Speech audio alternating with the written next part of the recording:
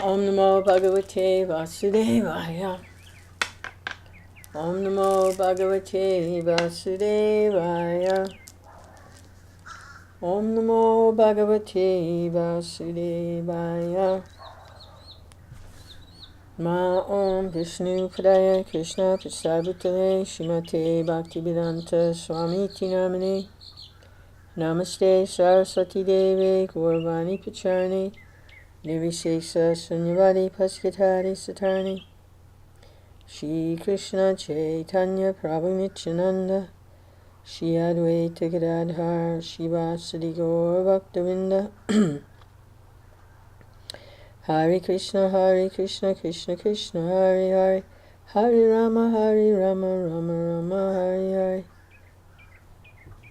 Jai. So this is the Bhagavatam, Srimad Bhagavatam, Veda Vyas, meant to give light to those human beings who are stuck in the Kali Yuga, the age of darkness, quarrel, hypocrisy,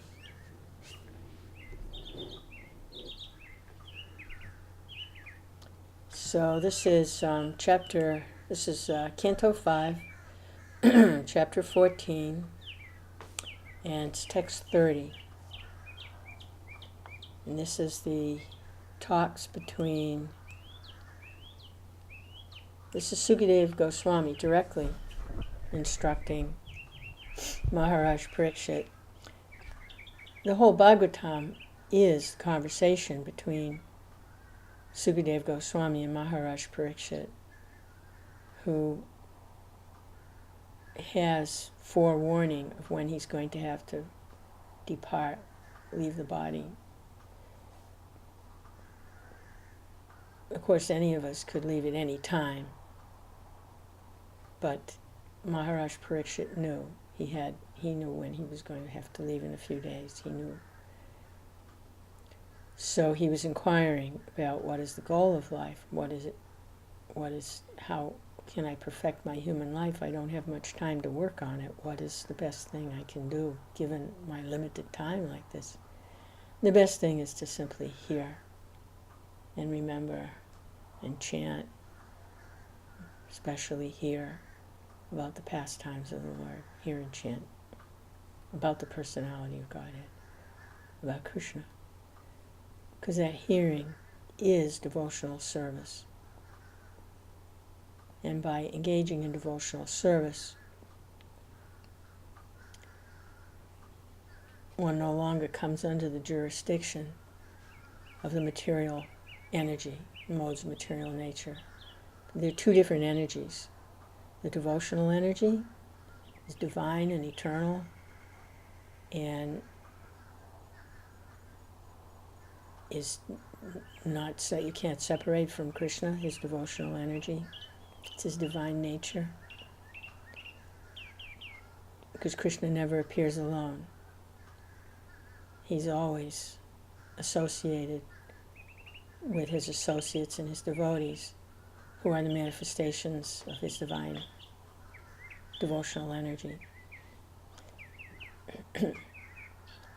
So once one contacts the devotional energy of the Lord, then the inferior energy, the jurisdiction of the material energy, no longer can intervene because it's an inferior energy. Divine energy is superior. So Maharaj Parikshit was perfecting his life simply by hearing, because he was entering into the jurisdiction of the divine energy. So although he would be leaving his body, or as they say, he would be dying, the body dies, not the soul. So when his body would no longer support life, and he would be forced to leave, he would be associated with the divine energy, and he would return home back to the spiritual world. He would no longer have to engage in the illusory energy, the inferior energy, place of birth and death, old age, disease, suffering, forgetfulness of one's own nature, spiritual nature. So sometimes when Sukadeva Goswami is relating the messages of Godhead, he tells about what happened at other times.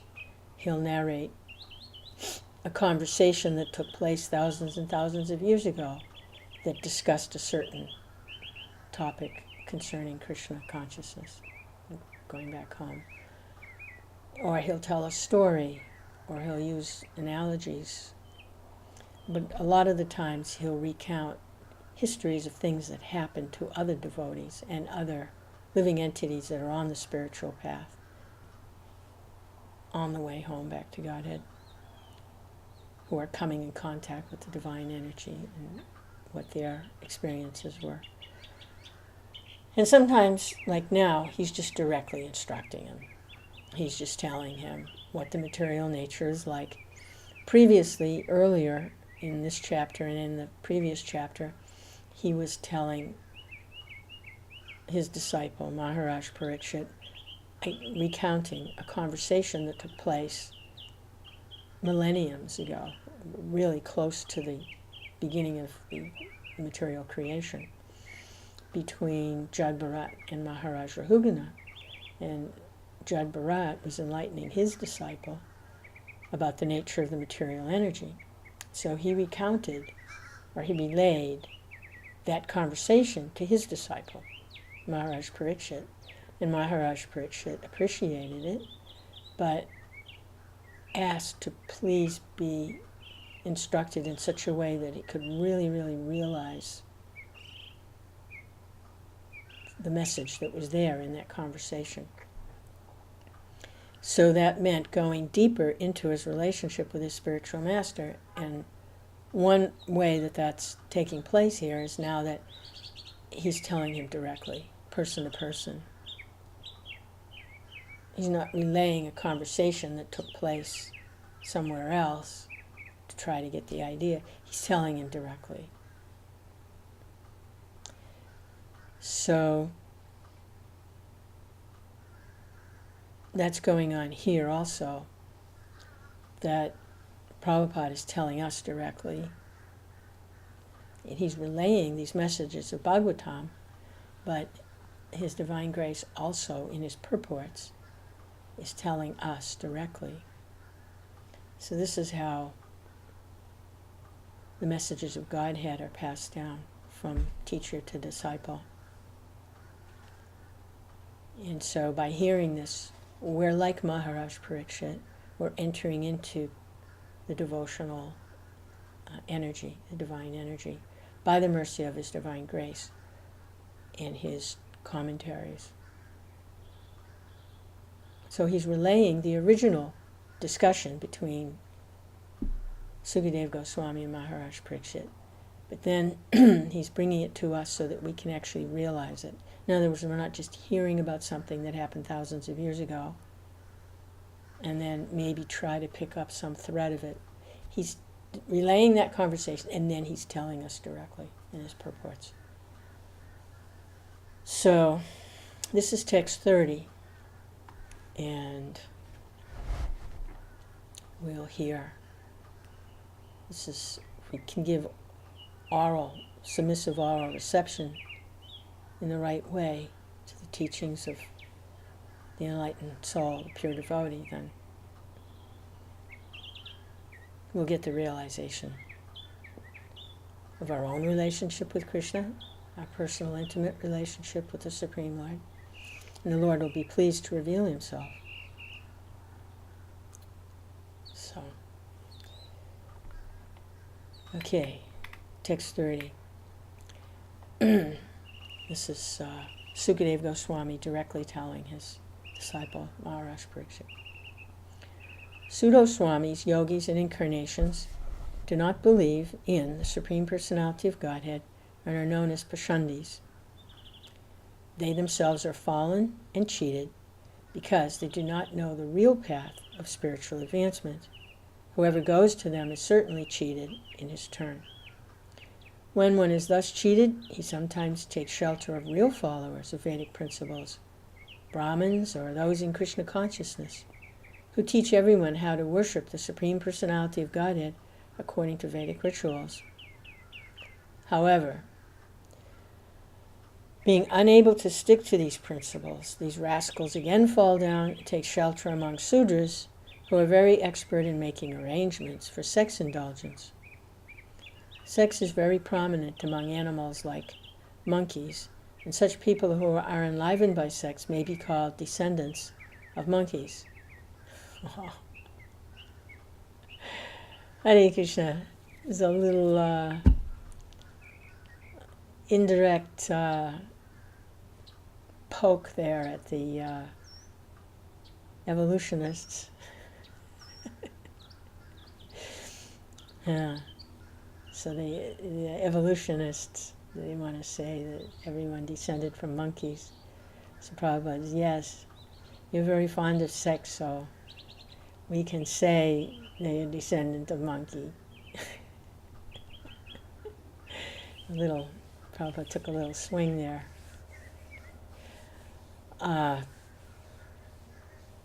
Yeah, that's very unfortunate. Get cheated by those who don't have any real connection in devotional service with the Lord, probably just on the mental plane, just speculating, and not actually taking shelter of the Lord's representatives and the actual message of Godhead. And then the person is cheated, and then tries to take shelter of devotees and Brahmins, but he's unable to stick to the principles. And they fall down again and go back to association for sense gratification. And of course the king of that is the sex indulgence. It's just a very unfortunate situation. Person's just unfortunate.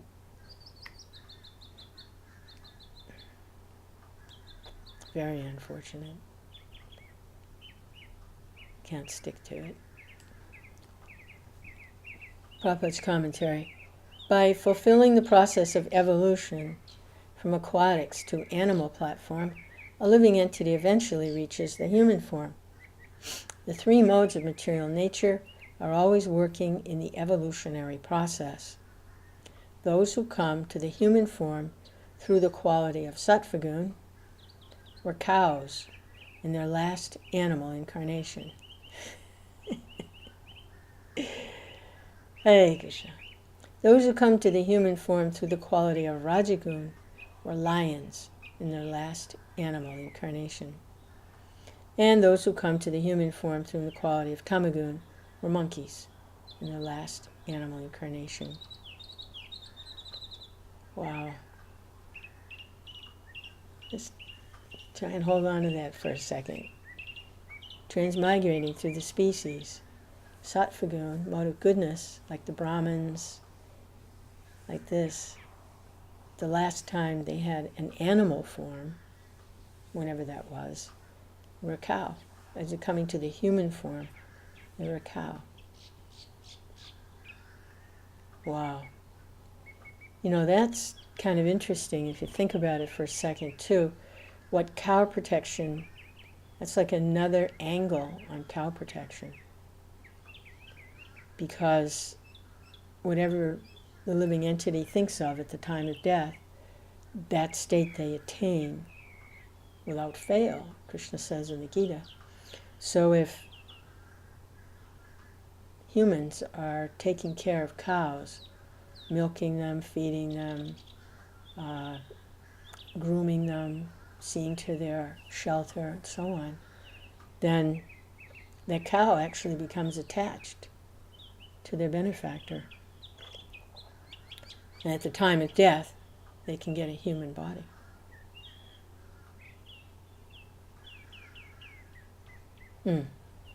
Wow.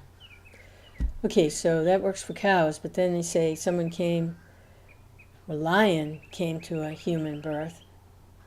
Well, I don't know. People and lions don't usually hang around together too well.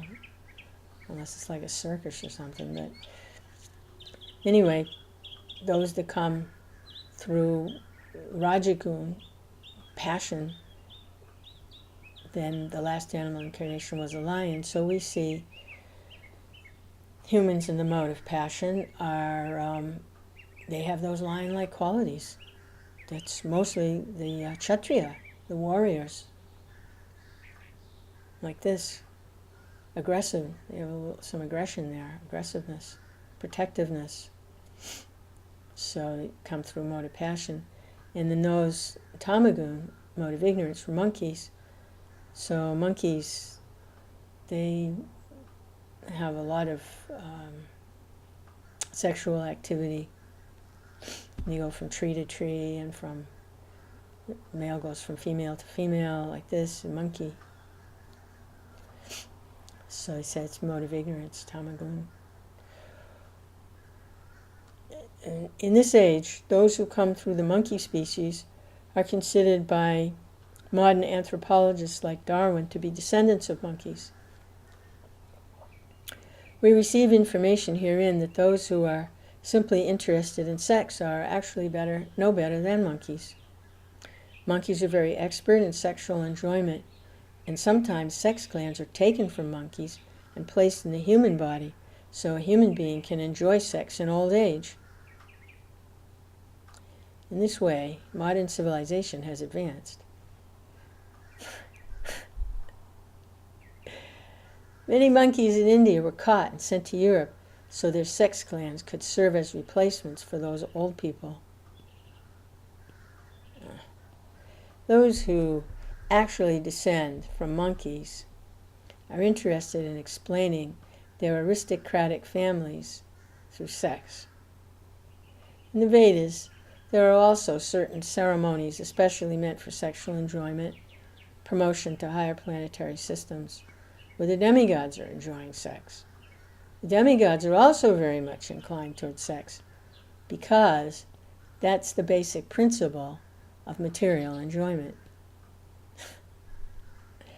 That's the big one. That's the main attraction, material, having a material body. That's the main feature. That's the big attraction. First of all, the conditioned soul is cheated by so-called swamis, yogis, and incarnations when he approaches them to be relieved of material miseries. When the conditioned soul is not satisfied with them, he comes to devotees and pure Brahmins who try to elevate him for final liberation from material bondage. However, the unscrupulous conditioned soul cannot rigidly follow principles prohibiting illicit sex, intoxication, gambling, and meat eating. Thus he falls down, takes shelter of people who are like monkeys. The Krishna consciousness movement, these monkey disciples, being unable to follow strict regulative principles, sometimes fall down and try to form societies based on sex. This is proof that such people are descendants of monkeys, as confirmed by Darwin. In this verse, it is therefore clearly stated, Yata Vinara Jate. Wow, that is really interesting.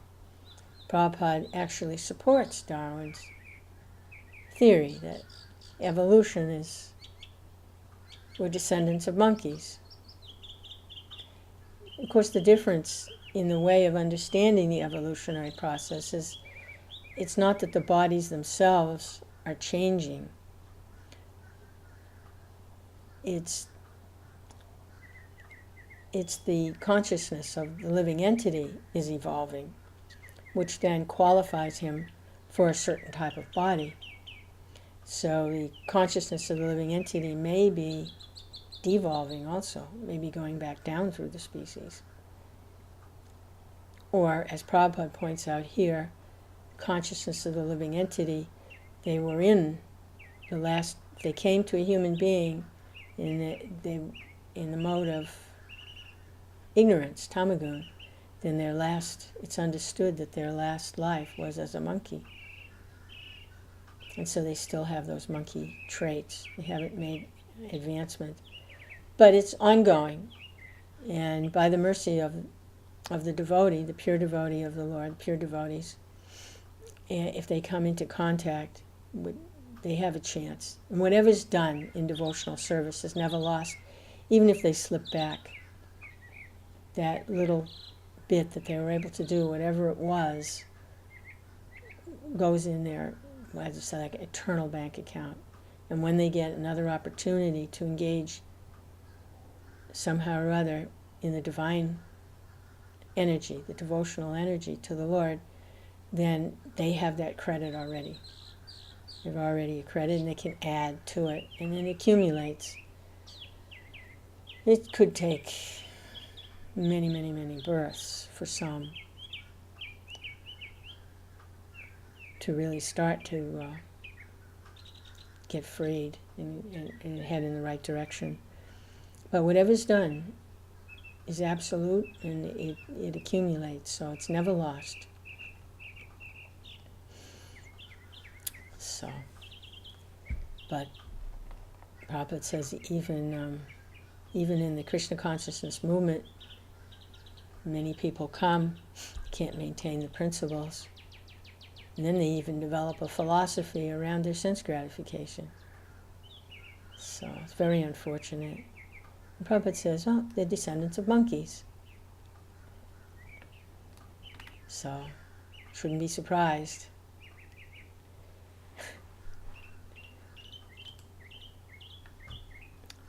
Text 31. In this way, this is Sukadeva Goswami telling Maharaj Pariksit, and then Prabhupada telling us. So this is Sukadeva Goswami. In this way, the descendants of the monkeys intermingle with each other, generally known as Sudras. Without hesitating, they live and move freely, not knowing the goal of life. They're captivated simply by seeing the faces of one another, which remind them of sense gratification. They're always engaged in material activities known as gramya karma, and they work hard for material benefit. Thus, they forget completely that one day their small lifespans will be finished, and they will be degraded in the evolutionary cycle.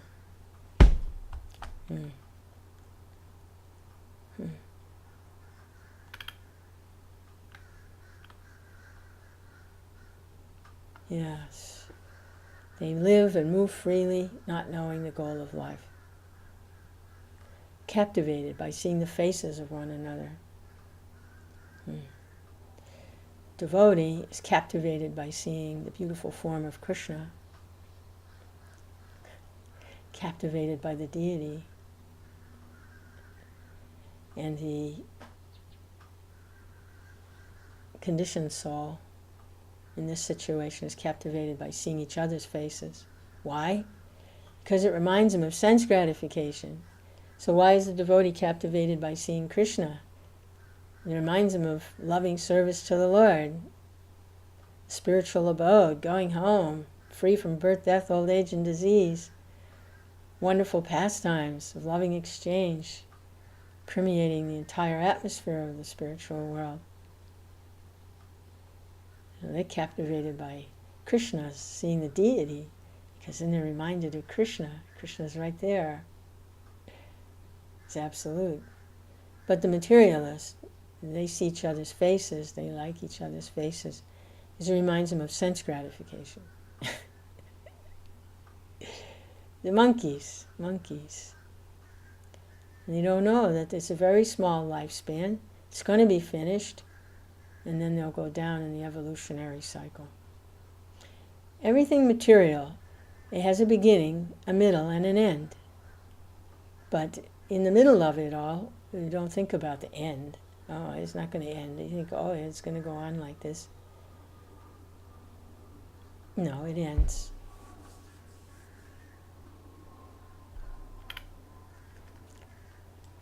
Prabhupada's commentary. Materialistic people are sometimes called Sudras or descendants of monkeys. But this is Prabhupada talking to us now. Due to their monkey-like intelligence. They do not care to know how the evolutionary process is taking place. nor are they eager to know what will happen after they finish their small human span. This is the attitude of Sudras. Sri Chaitanya Mahaprabhu's mission, this Krishna consciousness movement, is trying to elevate Sudras to the Brahman platform so that they will know the real goal of life. Unfortunately, being overly attached to sense gratification, materialists are not serious in helping this movement. Instead, some of them try to suppress it. Thus, it is the business of monkeys to disturb the activities of the Brahmins. The descendants of monkeys completely forget that they have to die, and they're very proud of scientific knowledge and the progress of material civilization. The word gramya karmana indicates activities meant only for the improvement of bodily comforts. Presently, all human society is engaged in improving economic conditions and bodily comforts. People are not interested in knowledge what is going to happen after death, nor do they believe in the transmigration of the soul. When one scientifically studies the evolutionary theory, one can understand human life is a junction where one may take the path of promotion or degradation, as stated in Bhagavad Gita. Yanti deva vrata devan, pitriyanti prativrata, utani yanti bhuteja, yanti mad yajinopimam. Those who worship the demigods will take birth among the demigods. Those who worship ghosts and spirits will take birth among such beings. And those who worship ancestors go to the ancestors. And those who worship me will live with me. In this life, we have to prepare ourselves for promotion to the next life. Those who are in the mode of Rajagun are generally interested in being promoted to heavenly planets. Some, unknowingly, are degraded to lower animal forms. Those in the mode of goodness can engage in devotional service, and after that they can return home back to Godhead, yantimad yajinopimam. That's the real purpose of life. This Krishna consciousness movement is trying to bring intelligent human beings to the platform of devotional service. Instead of wasting time trying to attain a better position in material life, one should simply endeavor to return home back to Godhead. Then all problems will be solved. Stated in Srimad Bhagavatam, Shrinvatam sva kata Krishna punya shravana kirtana Radyanta sto yavadrani vidhunoti saritsatam. Sri Krishna, personality of Godhead, who is the Paramatma, Supersoul in everyone's heart, and the benefactor of the truthful devotee, cleanses the desire for material enjoyment from the heart of the devotee who relishes his messages, which are in themselves virtuous when properly heard and chanted. One simply has to follow regulative principles, act like a Brahmin, chant the Hare Krishna mantra, read Bhagavad Gita and Srimad Bhagavatam. In this way, one purifies himself of the baser material modes, tamagun, rajagun, becomes freed from the greed of these modes, can attain complete peace of mind. In this way, one can understand the Supreme Personality of Godhead, one's relationship with Him, and be promoted to the highest perfection, Siddhim Paramam Gata.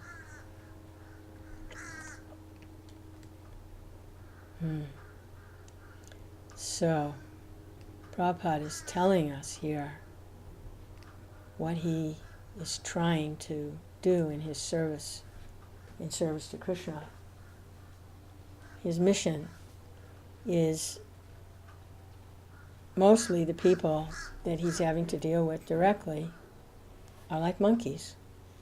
The descendants of monkeys are very much attached to doing whatever they want to do, whenever they want to do it, with whoever they want to do it with, very much engaged in sex life, unregulated society, very unregulated lives, eating whatever they want to eat, keeping all sorts of hours, and to then that fully under the jurisdiction of the modes of passion and ignorance. So Prabhupada is explaining the mission of the Krishna consciousness movement is to try to elevate these types of people to the Brahminical platform, which is the mode of goodness, so that they can know the real goal of life. So many times, A.C. Bhaktivedanta Swami was making it clear that we need the Brahminical class of people. And not that everyone's going to become a Brahmin, and that's when your Varnashram kicks in. Those who are in the mode of passion, and those who are in the mode of mixed modes, and those who are in the mode of ignorance, they will be engaged under the guidance of who? Under the guidance of the Brahmins who are in the mode of goodness. Why? Because they know the real goal of life. So society, they're the head of society because they know the goal of life. When the administrators work nicely with them, taking their guidance, the administrators, who are mostly in the mode of passion, they can use all their passionate energy being guided by the mode of goodness.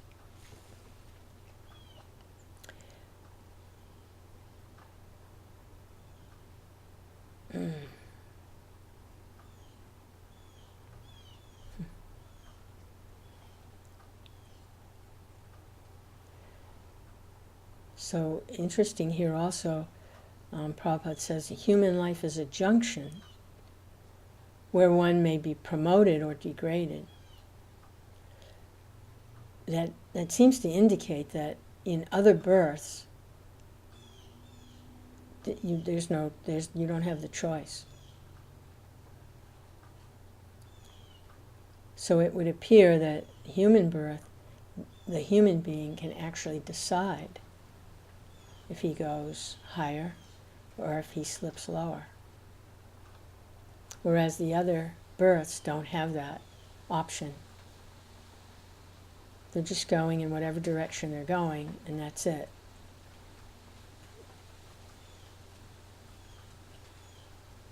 Of course, by the mercy of the Lord, unusual things happen. And we can also say, by the mercy of his pure devotee, unusual things happen too, for entities who are in others, like the dog that was part of the Sankirtan party, Shivananda Shain, and the dog ended up eating prasadam directly from the hand of Lord Chaitanya and going back home right away. So there are things that happen, but in generally in society, the whole society can be set up so that everyone advances, but it depends on the Brahmins. Brahmins need to be qualified Brahmins because they're the head, and they're expected to know the goal of life. That's expected, and that Brahminical class is very much needed within society.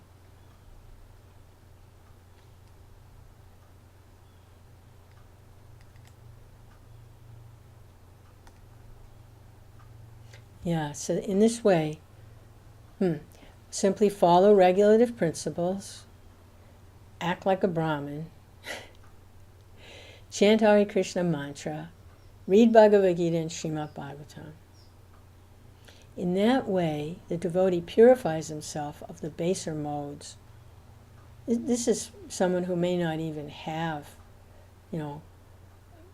much realization of Krishna. But by acting in that way, under the direction of the realized devotee of Krishna, then they can actually become free from the modes, the baser modes of Rajagun and Tamagun. Prabhupada says those modes have greed, material greed in them. It can become free from that material greed or material lust, can become freed from the intensity of the lust and greed that's in those modes to try to enjoy material sense gratification in its many varieties and forms.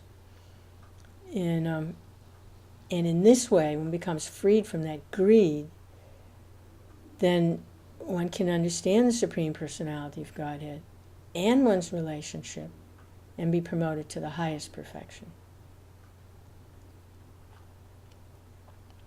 So the Brahmins are very, very important for everyone's benefit, that there be those who are situated in this mode of goodness,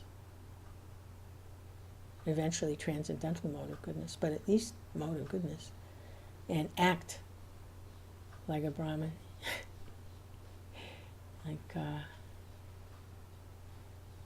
And then at some point the realization will come, because the external influences are not agitating. They've backed off, and so then there's an opportunity to make that connection internally.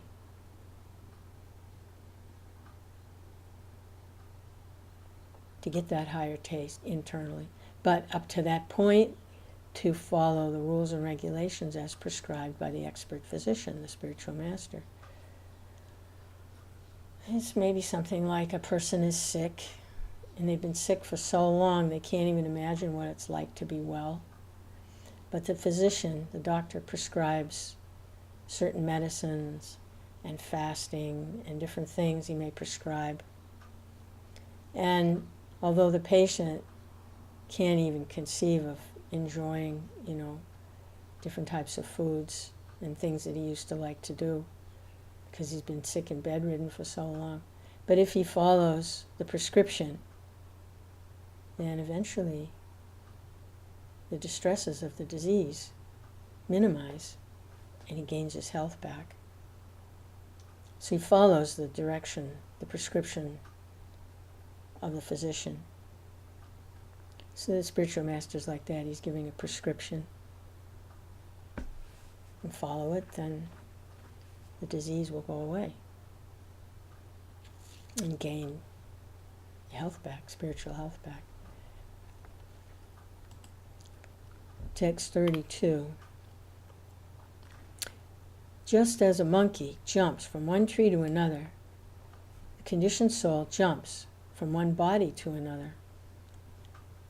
As the monkey is ultimately captured by the hunter and unable to get out of captivity, the conditioned soul, being captivated by momentary sex pleasure, becomes attached to different types of bodies and is encaged in family life. Family life affords the conditioned soul a festival of momentary sex pleasure, and thus he's completely unable to get out of the material clutches. So this is Sukadeva Goswami telling his disciple directly, point blank. Wow, what a picture. So this living entity is just like a monkey. It's going from one body to another. Why? To enjoy sense gratification. And when they say sense gratification, what do they mean? They mean the root of all sense gratification, which is sex pleasure. I want to try sex pleasure in this body, sex pleasure in that body, sex pleasure in this body. Jumping. Sex pleasure as a bird, sex pleasure as a horse. I don't want to go into it too much. But that's the idea. Because that is we've just read in several verses. They've said it over and over again. That is the root of material sense gratification, is this sex. So, this says the monkey is ultimately captured by the hunter and unable to get out of captivity. The conditioned soul, being captivated by momentary sex pleasure, different types of bodies, and then is encaged in family life. Family life is a festival of sex. And he's unable to get out of the material clutches. Oh my goodness. Wow. Hey, Krishna. You actually tell somebody who's stuck like that in this kind of, that's all they live for, that's why they work so hard and all these things. so they can come back and have some sex. You tell someone like this, that's like that, you tell them this, they can't hear it. Because that's the whole goal of life, is sense pleasure. But Maharaj Parikshit, he wants to hear because he's desiring transcendence. He's very well aware how temporary life in this body is, because he's going to be leaving, he's going to be dying. His body's going to be dying in a couple of days. So, forget the sense pleasure. He wants to know. He wants to know what he needs to know so that he can perfect his human form of life. That was his question, what is the goal of life? So Prabhupada's commentary is stated in Srimad Bhagavatam, bodily necessities, eating, sleeping, mating, defending, all very easily available in any form of life. It's stated here that the Vanara, monkey, is very much attracted to sex. Each monkey keeps at least 24 wives, and he jumps from one tree to another to capture female monkeys. Thus, he immediately engages in sexual intercourse. In this way, the monkey's business is to jump from one tree to another and enjoy sex with his wives. The conditioned soul is doing the same thing, transmigrating from one body to another and engaging in sex. He thus completely forgets how to become free from the clutches of material engagement. Sometimes the monkey is captured by a hunter who sells its body to doctors so that its glands can be removed for the benefit of another monkey. Yeah, the human monkey. All this is going on in the name of economic development and improved sex life. So for the devotee, it's not that there's no sex. There is. Producing nice children, grihastha ashram, and keeping regulated principles, chanting Hare Krishna, and making advancement in life. It's not that there's no eating, but eating is food taken as remnants of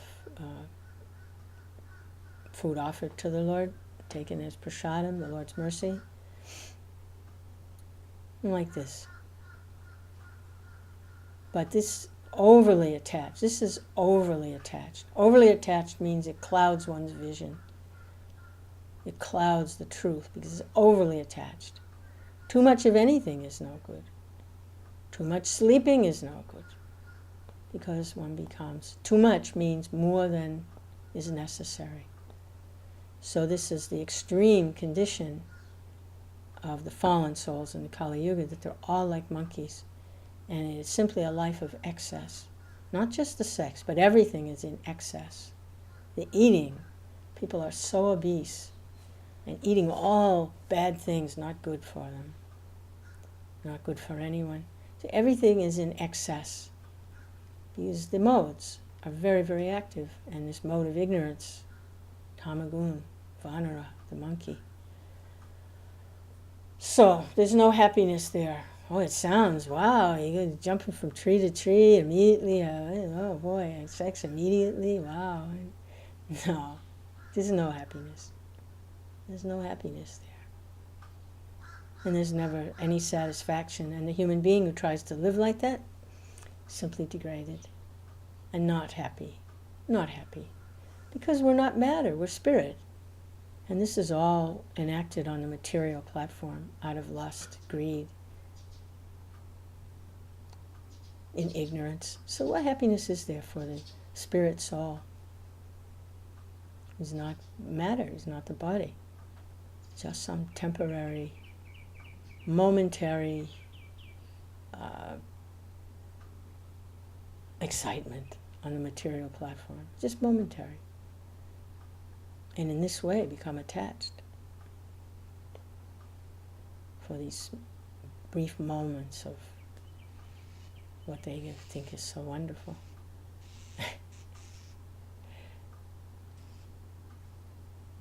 It's the illusion.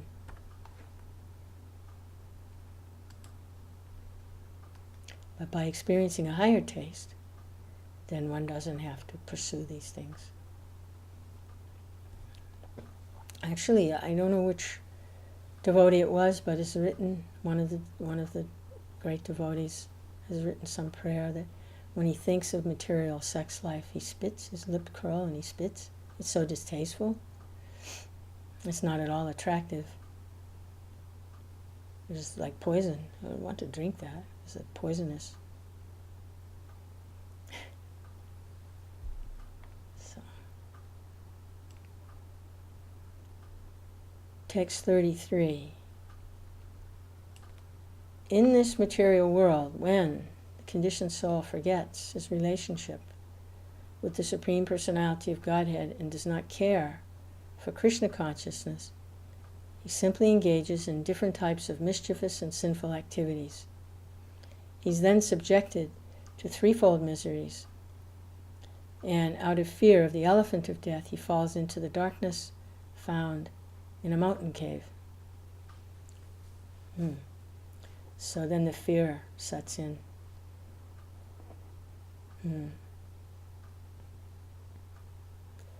He becomes subject to threefold miseries.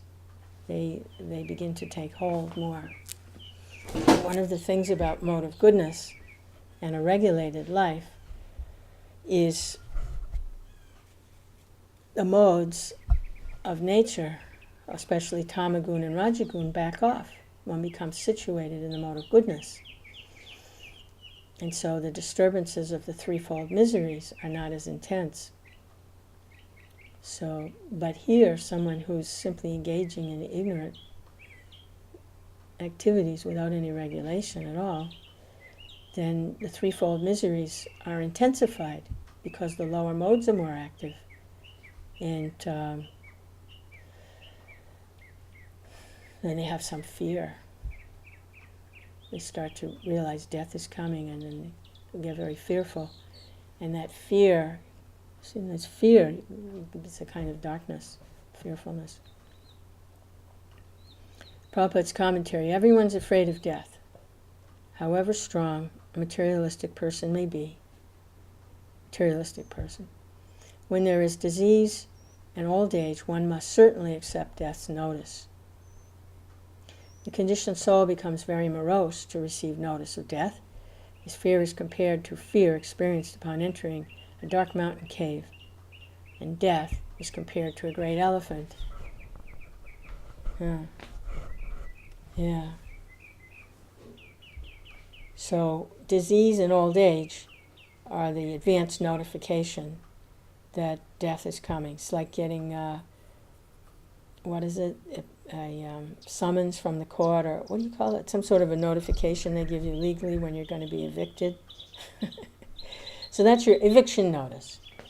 Your eviction notice. Disease and old age is your eviction notice. It's like the marker at the 3/4 mile before the mile is up, the little marker there. Or, they give you advanced signs before the exit ramp, exit 1 mile. So, for the materialist, the disease and the old age, that's the sign that the exit is coming. The eviction will be here soon. And then when they get that notice, they don't know where they're going, but it's not going to be good because they've done so many sinful, irresponsible things.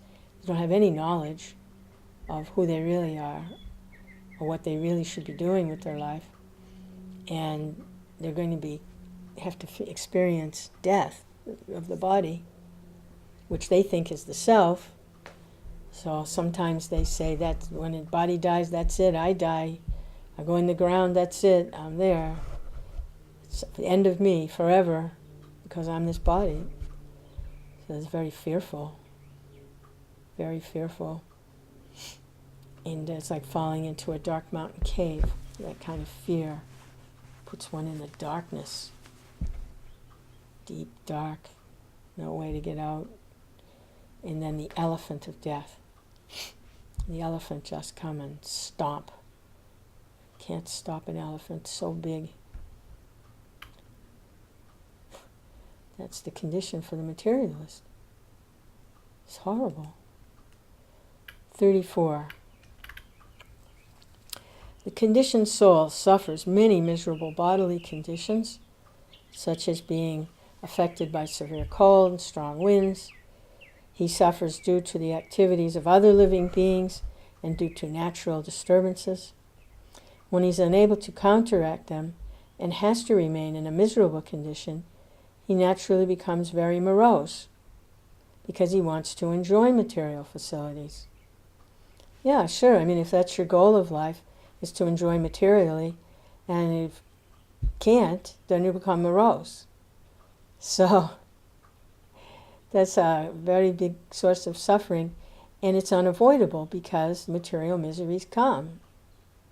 Uninvited, they come from other living entities, from natural disturbances. And if the goal is to enjoy materially, and all these disturbances are coming and can't be stopped, then it's miserable. So the only good thing is that if it gets miserable enough, they may ask, why am I so miserable? What am I doing wrong? I just want to be happy. Why am I suffering so much? And then maybe they can start to make some advancement as that, who am I really? Why am I suffering like this? Why do I have to die? Why do I have to get old? Why do I have to get sick? Is there something higher than myself? Is there God? Is there a goal to all of this? I just want to be happy. How can I be happy? And then maybe they can start to get some answers if they start to ask the right questions. So, the misery is unavoidable. 35. Sometimes conditioned souls exchange money. But in due course of time, enmity arises because of cheating. Although there may be a tiny profit, the conditioned souls cease to be friends and become enemies. Yeah. Money is what it's all about, is money. There's a saying, if you want to know what's going on in the world, follow the money. Because that's what drives everyone. Because the money is something they think is for sense gratification. Actually, the money is meant for serving Krishna. It's a manifestation of the devotional energy of the Lord. The goddess of fortune is a manifestation of the goddess of fortune, is this so-called money. And it's meant for serving the Lord, meant for serving Krishna. But that is not the consciousness of the conditioned soul. When they see the money, they know money is meant for serving. They think for serving their senses, for their sense gratification. So they try to get the money so they can have more sense gratification. And they cheat each other to get it. It's all cheating. To want to get it for sense gratification is cheating Krishna. So if you cheat Krishna, why not cheat everybody else too? Just like if you serve Krishna, Krishna's pleased, everyone's pleased. Well, if you cheat Krishna, then you're cheating everyone else too, even cheating yourself. Shooting yourself in the foot. Cutting your nose off to spite your face. You're cheating Krishna. So, this goes on between Prabhupada's commentary stated in Srimad Bhagavatam, Pumsa striya matuni bhavami tam trayormito hridaya grantimahu ato grihashetra sutapta vitar janasya mohoyam ahamameti. The money-like condition, monkey-like conditioned soul first becomes attached to sex. And when intercourse actually takes place, he becomes more attached. He then requires material comforts: apartment, house, food, friends, wealth, and so on. In order to acquire these things, he has to cheat others. And this creates enmity even among the most intimate friends. Sometimes the enmity is created between the conditioned soul and the father or the spiritual master. Unless one is firmly fixed in the regulative principles, one may perform mischievous acts even if one is a member of the Krishna consciousness movement. We therefore advise our disciples to strictly follow regulative principles. Otherwise, the most important movement for the upliftment of humanity will be hampered due to dissension among its members. Those who are serious about pushing forward this Krishna consciousness movement should remember this. Strictly follow regulative principles so their minds will not be disturbed. Yeah. So Prabhupada here is really talking to us. Just like in the verse, Sukadeva is talking to Maharaj Parikshit, but here Prabhupada is really bringing it home that even within this society, which Prabhupada has formed and is directing the activities within the society, that there are many disciples who they create enmity with the father or the spiritual master.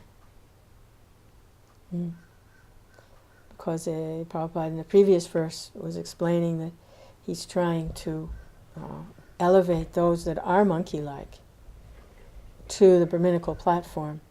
And he's saying here that unless one is firmly fixed in regulative principles, they'll cause problems. Even as members of the Krishna consciousness movement. And they must follow regulative principles. This will curb the lower modes. They follow the regulative principles. No meat eating, no illicit sex, no gambling, which is speculation, and no intoxicants. So Prabhupada has been going on here the last several verses in his purports that go along with the instructions Sukadeva is giving to his disciple, but specifically sex is the biggest problem. We see that even within the ISKCON society, that is the root of the problem. And Prabhupada says the way to assure that stays so it doesn't cause problems is it must follow regulative principles. That this most important movement for the uplifting of humanity will be hampered because there'll be dissension. The dissension comes from the cheating. The way the cheating is, the verse was about exchange of money, but the reason there's exchange of money, Prabhupada's explaining, is because the conditioned souls need more facilities to enjoy their sense gratification. They need a house, apartment. That's what they need the money for sense gratification. Subtle and gross. Subtle sense gratification is will be distinguished and everyone will think you're so great and you get puffed up ego. Yes, I'm terrific. Yes, profit, adoration, and distinction is a subtle form. And then the gross form, actually engage in sense gratification, like the monkey. So if this is allowed to take hold, this mentality within the members of the society, the Krishna conscious society, then there'll be problems because there'll be cheating. And then there'll be dissension among the members. They'll be fighting because of cheating going on. So the way to curb that is to follow the regulative principles. Then the minds won't be disturbed and then this dissension won't happen. And then there's a good opportunity for becoming elevated and actually realizing the Lord within the heart. But outside there have to be some rules until that point is reached, when one is spontaneously attached to Krishna That's not there. It doesn't always just come. But by following the instructions, then the society can be smooth running. There won't be dissension among members. There won't be cheating. And you have to follow the regulative principles. This is, Prabhupada said, it's up like this. This is his society. It's wonderful.